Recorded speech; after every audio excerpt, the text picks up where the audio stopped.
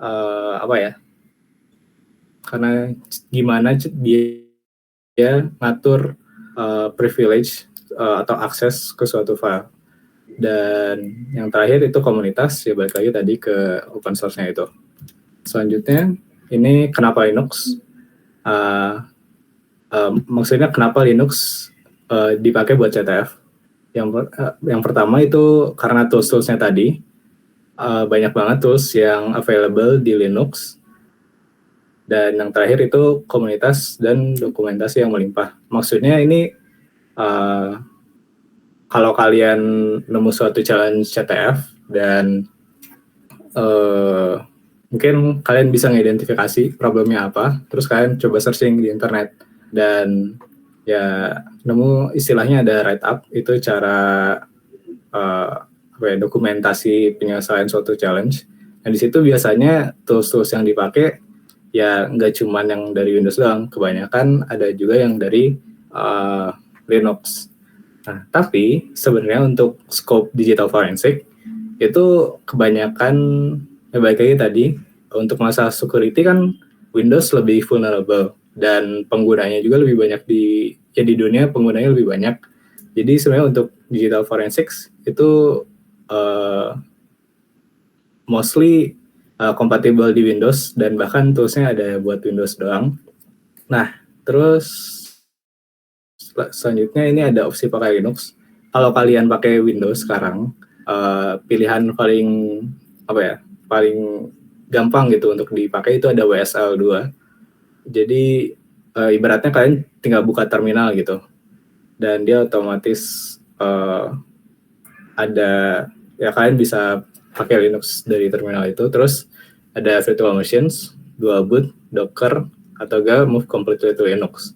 Nah, aku sendiri karena sehari-hari masih pakai Windows, jadi aku pakai WSL 2 ini, atau kalau emang butuh suatu environment yang terisolate, karena di mainannya kan ada malware, ada lain-lain gitu bahaya, jadi aku pakai virtual machines. Nah, untuk opsi terakhir, move completely to Linux, sebenarnya kita bisa kayak ngebalikin pandangannya. Gimana kalau dari Linux pengen pakai Windows aja, jadi mainnya di Linux, yaitu bisa pakai opsi virtual machines. Oke. Next, nah ini kayak Linux sebenarnya kayak Linux ini tadi karena Linux itu open source ya bisa diotak-atik. Nah, kayak Linux ini dia berbasis Debian dan basically dia tuh Debian yang udah dikonfigur dan dipasangin atau pre-install tools yang berguna untuk kebutuhan cyber security.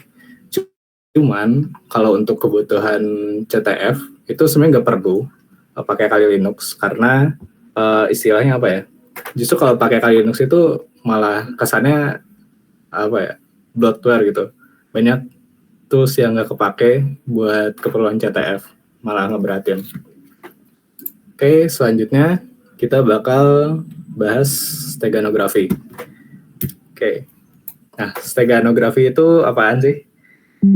By definition, steganografi itu art of hiding secret informations inside ordinary data, so its existence is unnoticed. Jadi mungkin gampangnya kita bandingin sama kriptografi. Jadi kalau kriptografi kan kita punya suatu data, terus kita istilahnya kita acak-acak atau obfuscate gitu supaya kita gak bisa baca isi dari data itu. Dan gunanya ya salah satunya untuk protect konten. Cuman kalau steganografi itu lebih ke nyembunyiin data yang ada. Datanya masih readable, cuman dia tersembunyi di suatu data lain. Nah, contohnya misalkan, sebenarnya nggak seharusnya data lain. Contohnya aja di gambar kucing ini, kita bisa aja nambahin teks ke dalamnya tanpa ngubah tampilan dari gambar kucingnya ini. Dan seringkali kriptografi dan steganografi ini digabungin gitu.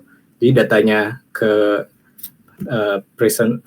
presensi datanya terkonsol, tapi datanya itu sendiri di encrypt gitu supaya gak readable. Oke, mungkin itu aja buat definisi dari steganography. Next, selanjutnya, nah ini sebenarnya warning aja. Jadi stegano itu sebenarnya bukan forensik, udah dimention tadi, tapi bisa aja sebagai unsur di dalam kalian menyelesaikan satu challenge forensik. Nah, di perlombaan, terutama mungkin di internasional juga, itu masih ada kayak kategori forensik, tapi isinya itu steganografi. Jadi perlulah belajar tentang steganografi ini. Dan kadang ada lomba forensik, tapi ya itu tadi. Dan terakhir itu, biasanya ada problem yang dia tuh kayak maksa banget buat nyembunyiin datanya sampai itu bukan kayak masalah cyber security lagi, itu cuman ngacak-ngacak flag-nya gitu. Nah, terus bahkan nggak ada clue-nya juga. Jadi kesannya itu kita harus ngedukun gitu buat nyelesain problemnya itu. Oke. Lanjut. Sini ada file 101. Jadi ini aja sih kayak ya simpulan aja dari suatu file. Ini ada file format. Di file format itu tujuannya buat mengidentifikasi jenis dari file. Masing-masing file punya ciri khasnya sendiri. Terus ada file structure. Nah, file structure ini umumnya ada header, datanya itu sendiri, lalu ada footer. Ya, mungkin next saja. Nah, ini ada contoh.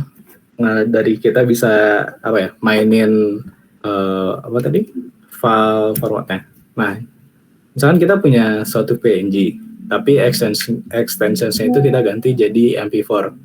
Nah, kalau pakai Linux, ini ada tools namanya file command line tools. Ini gunanya buat mengidentifikasi jenis suatu file dan informasi lainnya. Terus ada XXD. Ini tuh buat ini nampilin hex dari suatu file itu. Terus ada command head. Ini gunanya buat nampilin beberapa baris pertama dari suatu data. Nah, di sini kita lihat kan tulisannya example MP4, tapi isinya itu PNG. Nah, command file ini dia ngeidentifikasinya langsung lewat ini file header atau signature PNG-nya tadi. Nah, mungkin di Windows kebanyakan aplikasi atau program dia tuh ngeidentifikasinya berdasarkan file extensions-nya aja yang ada di nama filenya. Nah, file extensions ini kan tadi kita bisa lihat ini sebenarnya gambar PNG, cuman dia diganti sama MP4. Nah, masalahnya Windows itu karena ngenalinnya sebagai MP4, dia bakal ngebuka file default opener-nya pakai player MP4 player, dan di sini jadi error. Nah, di sini bisa dikembangin lagi untuk sebagai suatu attack gitu. Selanjutnya ini ada metadata. Nah, metadata itu sebenarnya data buat ngasih informasi dari suatu data gitu. Nah, mungkin langsung aja, ini contohnya ada tools namanya EXIF tool. Jadi EXIF tool itu dia gunanya buat ngebaca metadata dari berbagai jenis file. Di sini contohnya kita ngecek suatu metadata dari suatu gambar gitu. Nah, kita bisa lihat ada ya data-data yang contoh salah satunya yang mungkin bisa jadi masalah security itu bisa ada GPS atau informasi yang sensitif lah intinya. Terus ada ini juga, kalau dari file lain misalkan docs, kita bisa tahu gitu siapa yang bikin, kapan dimodify, dan mungkin untuk file lain itu ada informasi lain juga yang bisa diambil. Dan untuk metadata ini nggak ini juga ya, nggak by default harus ini gitu. Pakai Exif Tool itu sebenarnya bisa kita secara manual nambahin metadata gitu. Oke, selanjutnya. Nah, ini ada satu kasus yang ngegunain tentang file header tadi sama metadata. Jadi untuk file PNG ini ada struktur headernya itu dia mengandung informasi dari width-nya dan height-nya. Nah, dari sini kita bisa ngakalin suatu program yang nampilin gambar PNG ini supaya contohnya kita bisa nge-crop foto gitu dengan mainin height dan width ini, meskipun data sisanya itu gak kita edit. Itu mungkin contohnya aja ini. Nah, di sini kan ada height-nya sama width-nya. Nah, kita bisa edit, mungkin kelihatan gambarnya. Nah, kita bisa edit variabel, maksudnya daerah yang menggambarkan suatu tingginya, misalkan dari 645, contohnya kita kurangin jadi 500. Nah, hasilnya itu gambarnya bakal ke crop. Dan kalau kita buka sebagai gambar, maksudnya buka pakai aplikasi buat tunjukin gambar, itu gak akan error. Dan ya ini salah satu aja buat nyembunyiin data. Nah, ini contohnya kalau soal CTF, kita bisa nyembunyiin flag di sini. Dan selain ini sebenarnya ada teknik-teknik lain tentang image steganography, dan itu gak bakal kita bahas buat sekarang, tapi kalian bisa searching aja lah. Oke, nah ini contohnya image steganography. Intinya steganography cuman digambar gitu. Nah, ini ada yang penting dua ini aja sih toolsnya. Yang pertama itu ada APResolve. Jadi APResolve itu tools buat nganalisis ya steganografi dari suatu gambar gitu. Ini dia bentuknya di web ya, online. Nah, sebenarnya kalau kalian buka ke websitenya itu, nanti kalau kalian coba upload gambar, dia tuh bakal jalanin command-command buat kayak istilahnya common ways people, cara orang-orang yang umum buat ngelakuin image steganography. Dia otomatis ngejalanin ya program-program itu. Lalu ada stag height. Nah, ini lebih spesifik, dia maksudnya lebih general, dia bisa nyembunyiin atau nge-extract pesan file rahasia dari suatu gambar atau audio. Oke.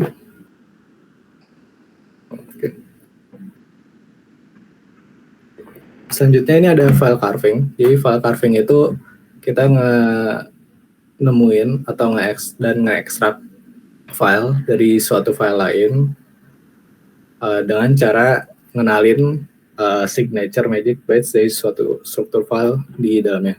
Nah, jadi cara kerjanya itu kita udah tahu tadi kan strukturnya. Nah, misalkan kita punya suatu data dan kita bisa nyembunyiin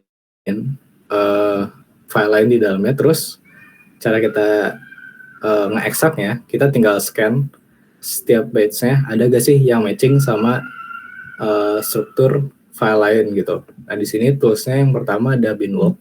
Nah, Binwalk ini dia secara otomatis bakal nge-analisis file itu dan bakal bisa nge-extract juga filenya. Nah, kalau DD itu buat buat nge-extract file doang, manual.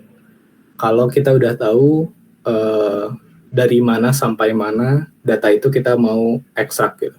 Ini manual aja, sebenarnya bukan buat analisis, tapi buat carving yang doang secara manual. Oke, nah ini ada contoh. Misalkan ada gambar, maksudnya ini PNG biasa. Cuman kalau kita cek pakai Binwalk, dia ternyata ada data tersembunyi di dalamnya. Nah, di sini kita pakai attribute ini gunanya buat nge-extract secara rekursif. Jadi kalau ada file tersembunyi lagi di dalam file tersembunyi, dia bakal extract lagi terus menerus sampai dia nemu lagi. Nah, di sini di contohnya kita bisa naruh suatu file confidentials, dan kalau pakai tools ini kita tinggal manggil aja, dia secara otomatis bakal identifikasi gitu. Oke. Next, selanjutnya ini ada network analysis. Nah, jadi apa sih network analysis? Nah, network analysis itu kita istilahnya ya mantau atau menganalisis suatu traffic jaringan. Dan kita bakal misalnya mempelajari apa sih yang terjadi di suatu jaringan atau komunikasi. Nah, kita udah tahu bahwa jaringan itu kan, di jaringan data itu dikirimnya bentuknya paket, dan di paket itu biasanya harusnya ada header, misalnya metadata, dan payload. Terus ada komunikasi, jenis-jenis komunikasi lah gitu.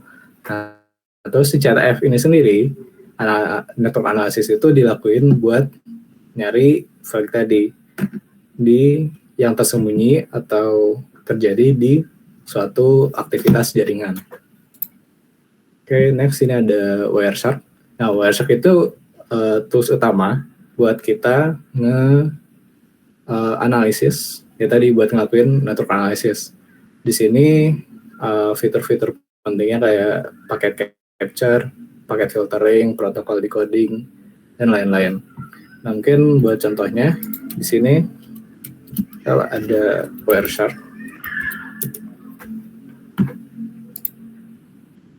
Oke. Nah, di sini kita bisa lihat bahwa di Wireshark ini dia bisa nge-capture semua jaringan yang masuk ataupun keluar dari device kita secara real time gitu. Dan di sini selain itu fitur-fitur lainnya ya kita bisa nge-inspect masing paket sampai ke data-datanya. Juga mungkin fitur-fitur lain yang manfaat itu kayak mungkin ada statistik, kita bisa ngefilter berdasarkan protokol ataupun IP. Ini bisa dilihat kayak banyak banget hal yang bisa kita lakuin buat membantu analisis suatu jaringan gitu. Oke. Dan ya mungkin ini kelihatannya kayak random aja, cuman kita contohin aja deh. Nah, ini mungkin contoh sederhana apa yang mungkin bakal muncul di CTF. Nah, di sini kita menganalisis suatu capture yang udah kerekam sebelumnya, jadi udah di save gitu. Nah, di sini kayak kita bisa ngelihat ada protokol-protokol, terus nah ini kita nemuin yang menarik, ada protokol SMTP. Jadi SMTP itu protokol buat mailing. Nah, di sini mungkin alurnya kita mau identifikasi apa sih yang dikirim dari email ini. Dan di sini kita bisa ngecek satu-satu aja dari isi datanya. Cuman kan ribet gitu. Misalnya ada fitur follow juga supaya kita bisa langsung instruct aja semua suatu alur traffic yang pecah-pecah gini jadi satu stream aja gitu. Nah, ini contohnya kayak kita bisa ngelihat isi dari email itu. Ya mungkin kalau di soal CTF kita bakal identifikasi apa sih yang terjadi. Nah, kalau di sini yang terjadi itu intinya ini kayak semacam email phishing gitu. Kita kayak disuruh download suatu zip dan katanya disuruh jalanin programnya gitu. Nah, di sini anggapannya si user yang dapat email ini tuh dia beneran ngedownload zipnya. Nah, di sini kita bisa tahu juga, kita bisa tahu dan kita bisa nge-extract zip yang di-download si victimnya itu. Di sini ada fitur namanya export objects. Misalkan kita isi TP. Nah, di sini kita bisa nge-save program kayak data yang di-download sama victim tadi. Nah, setelah di save ini kita bisa apa ya? Misalnya kayak nganalisa lagi apa sih yang ada di dalam ini sampai si victimnya itu kena hack gitu. Nah, itu prosesnya lanjut lagi kayak proses network analysisnya ya sampai situ. Terus sisanya ya kita serahin ke, contohnya misalkan kalau virus ya kita serahin ke ahli malware gitu. Oke, lanjut.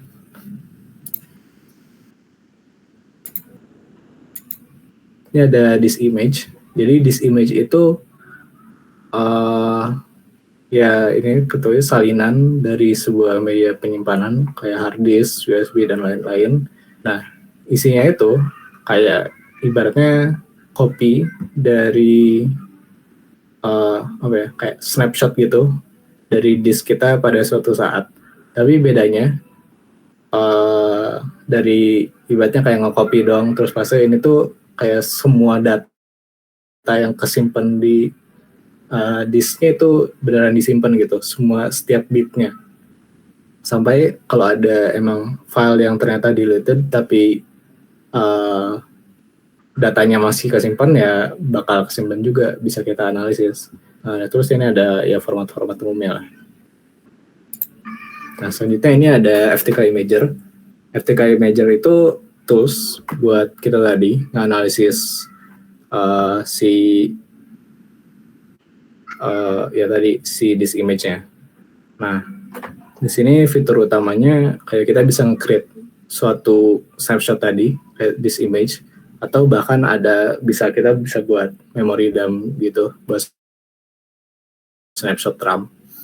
Terus fitur lainnya ada preview file system dan export file sama foldersnya dari disk gitu. Terus di sini ada note aja. Ada buat tools lain itu ada TSK, Sleuthkit, itu command line tools buat nganalisis disk image. Terus ada autopsy. Nah, autopsy ini dia pakai TSK buat bikin GUI buat TSK dalam bentuk GUI dan ada fitur-fitur lainnya. Sebenarnya kalau kalian udah nyoba challenge CTF di forensics, sebenarnya lebih enak pakai autopsy karena dia tuh lebih banyak fiturnya, gak cuman preview image atau ya create disk dan lain-lain. Terus dia juga bisa ibaratnya dikasih suatu extensions atau plugin supaya mudahin untuk menganalisis suatu kasus yang lebih spesifik lagi. Oke, selanjutnya mungkin kita coba ini dulu. Nah, contohnya ini ada challenge image. Di sini kita ada disk yang nge-capture user asset gitu. Nah, ini ceritanya lanjutan dari yang traffic tadi. Di traffic tadi kan kita tahu dia nge-download zip gitu. Nah, terus misalkan kerjaan network analysis itu kelar. Nah, selanjutnya kerjaan yang ngecek apa yang terjadi di sistemnya. Nah, contohnya mungkin sini traffic yang tadi. Terus misalkan dia kena hack gitu dan dokumen-dokumennya terenkripsi. Nah, di sini kan kita punya snapshot dari memorinya. Kita bisa ngecek apa aja sih data yang masih kesimpan di dalamnya dan bisa kita analisis penyebabnya gitu, ataupun ada file tersembunyi dan lain-lain. Sini mungkin ada kesimpan suatu aplikasi, data dari aplikasi-aplikasi yang ada, terus kita bisa ngecek kayak history dan lain-lainnya gitu. Ya, intinya kita bisa analisis dan recovery, ngambil kesimpulan dari apa yang terjadi berdasarkan data dan aktivitas yang adanya ini. Oke. Selanjutnya ini ada memory forensics. Jadi memory forensics itu ya forensik tapi di memori, di RAM gitu, memori yang volatile. Nah, gunanya apa? kita tahu kalau memori itu kan dia nyimpan data current state dari ya sama kayak tadi disk image, cuman dia ketaruhnya di RAM aja gitu. Terus untuk toolsnya ini ada yang populer itu Volatility 3. Jadi Volatility itu Python based framework buat nganalisis suatu memori, dan fitur-fiturnya itu banyak banget. Cuman beberapa itu ada enumerate process, kita bisa ngelihat apa aja proses yang berjalan. Terus ada handles analysis, human history, registry, exec binary, malware hunting, dan lain-lain. Intinya kita bisa baca data yang kesimpan dari suatu program gitu atau proses. Mungkin contohnya di sini ada suatu file dump, ada history. Oke, ini gak kedetek, cuman intinya ini tuh dump dari suatu memori, dan kita misalkan kita mau ngecek apa aja sih proses yang berjalan dari snapshot memori itu. Ini kita bisa pakai volatility untuk ngecek ya tadi proses apa yang berjalan. Nah, kan sambil loading. Jadi bisa dilihat kalau volatility itu gak cuman buat Linux sebenarnya.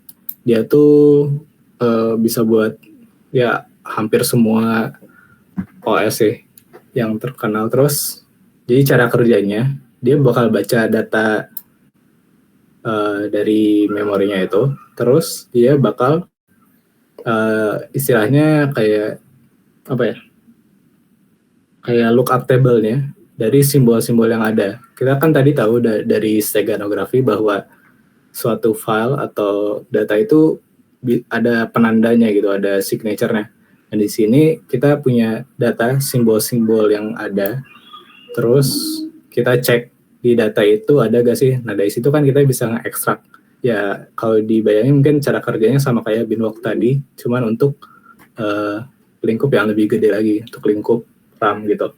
Nah untuk contoh yang sekarang kita bakal pakai lookup table untuk Linux PSOX. Nah ini tuh lookup table untuk proses-proses yang ada gitu.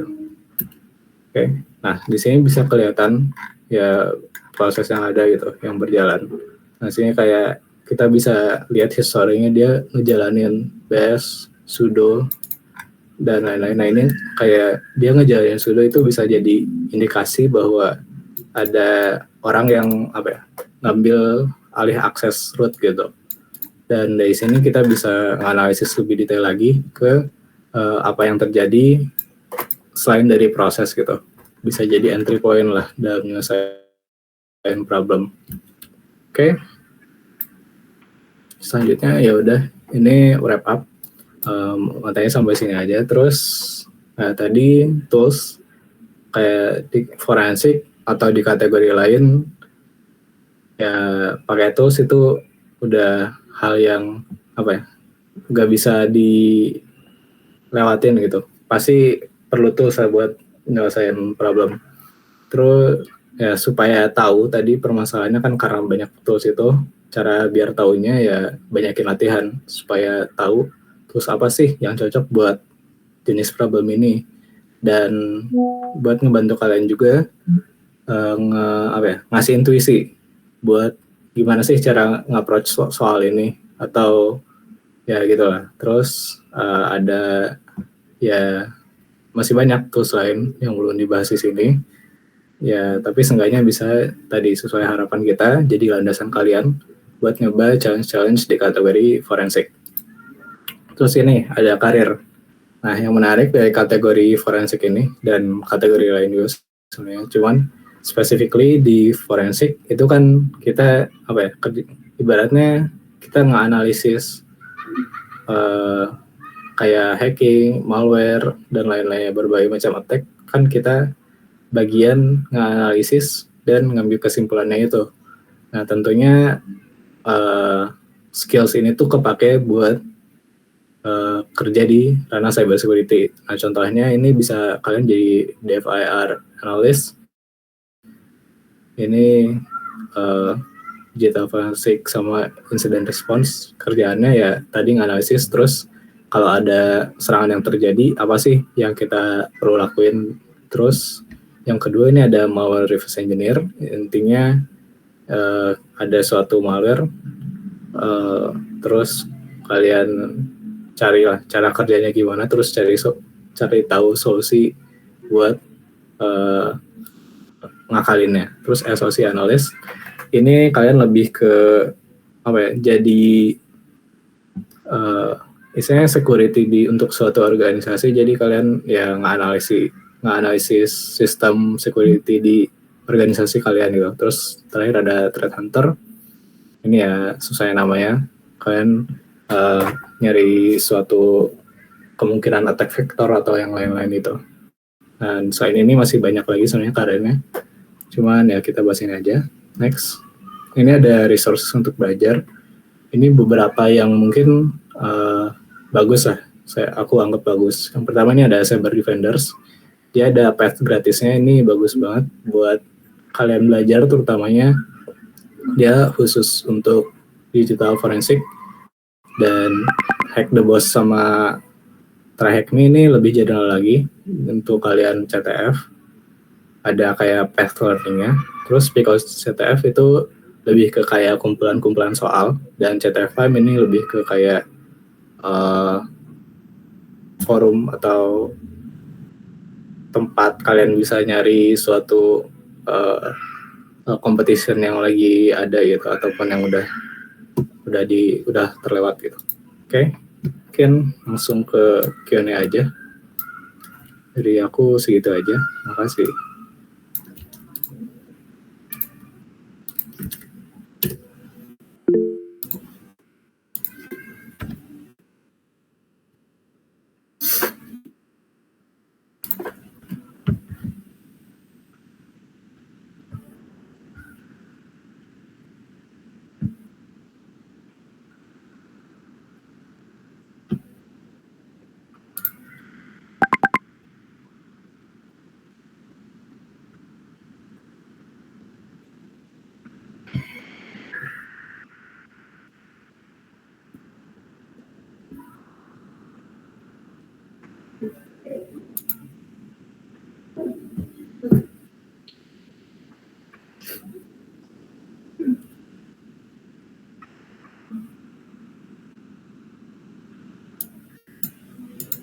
Oke. Ini ada pertanyaan masuk. Kak, gimana cara ngelatih skill dukun? Oke. Skill dukun ya. Sebenarnya lebih bagus diganti jadi dukunnya ini jadi educated guess gitu, dibanding kita nyoba-nyoba gak jelas. Kita bisa mempersempit cara yang kita coba. Balik lagi tadi, kayak kita banyak latihan soal sampai kayak ini hubungannya sama intuisi kita nge-approach soal ya. Yaitu kayak kalau ada soal mungkin kita ngelimit area pencarian kita gitu. Jangan nyari kemana-mana terus kayak kemungkinan possibility-nya apa, itu ya kita coba sesempit mungkin gitu. Dan ya kalau emang dukun banget ya tinggal open ticket aja, tanyain yang bikin soal gitu. Ini untuk kasusnya CTF ya. Kalau in real life ya gak ada yang bisa ditanyain, ya udah gitu, coba-coba aja. Oke. Selanjutnya orang CTF meta sekarang itu problem set sama solution yang gimana ya Bang? Ya yang utama tadi yang utama ya 3 ini tadi, network analysis, disk image, sama memory forensics. Dari situ ya kalian bisa ibaratnya website-nya bisa ngembangin lagi apa yang ada di dalamnya. Terus ya intinya nyari apa ya, mereka bisa pakai vulnerability baru, ataupun dan apa ya, kalau di lomba-lomba yang agak aneh itu biasanya mereka kayak reuse soal. Cuman tadi balik lagi, kalau meta ya gak jauh-jauh dari tiga inilah. Terus ya selain tiga ini sebenarnya ada lagi sih materi-materi lain kayak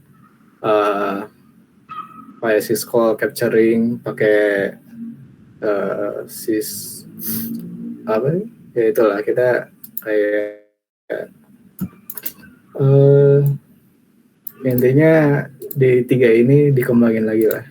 Oke, next ini Forens CTF soal apa, skop-skopnya soal aneh-aneh gitu. Seluas apa? Ya skopnya mungkin kalau bisa dibilang forensik ini lahirnya dari ini kan, sebenarnya dari serangan yang ada di dunia nyata. Terus kita nganalisis apa ya?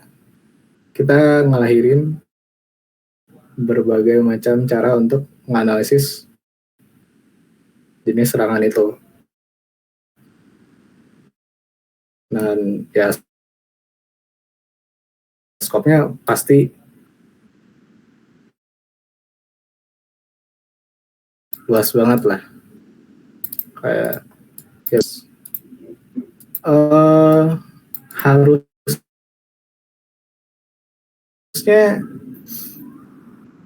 ya tadi kalau untuk entry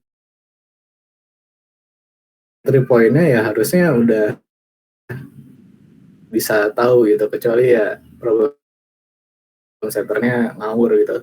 Tapi kalau entry point baik lagi gak bakal jauh ya, atau teknik yang diuji ya bisa dipelajarin satu-satu. Cuman seenggaknya karena kita banyak latihan soal atau pernah nyoba berbagai problem, kita udah bangun sense of kayak ya, intuisinya itu untuk langkah selanjutnya apa sih yang bisa kita lakuin gitu. Oke. Dan apakah normal kalau ngerjain foreign CTF sudah tools baru? Ya tadi baik lagi, kalau in general ya harusnya udah ada gitu kan, udah punya install kayak tools yang udah disampaikan di presentasi tadi kan. Itu tools yang general banget. Tools spesifik untuk masalah yang lebih spesifik lagi ya wajar aja.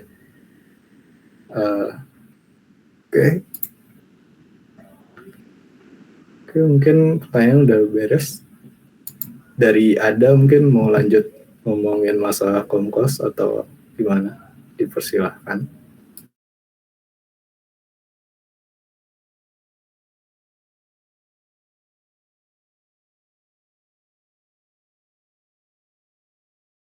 Oh ya, ini by the way Slido-nya dibuka sampai seminggu. Ya kalau mau nyimpen boleh. Atau mau nanya soal itu.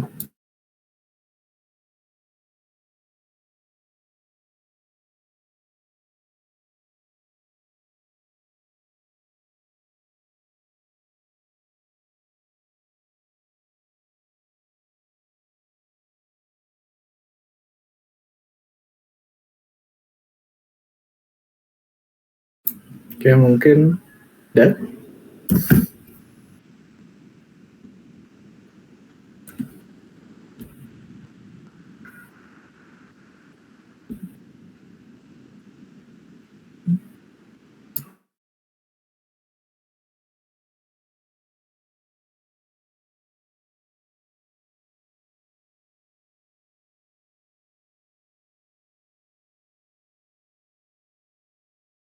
Oke, untuk informasi Kompas mungkin bakal dikasih di grup aja. Jadi match-nya kita end aja sampai sekarang.